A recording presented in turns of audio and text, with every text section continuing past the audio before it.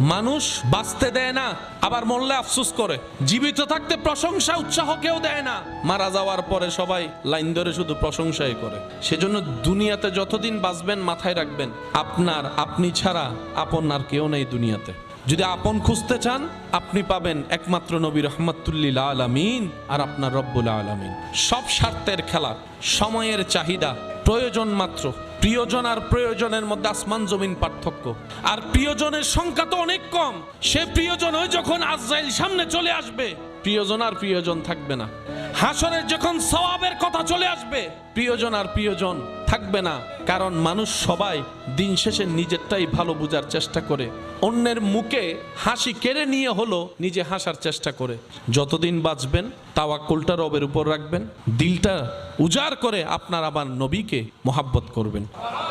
বেশি বেশি ইস্তেগফার করব, বেশি বেশি দরুদ পড়ব।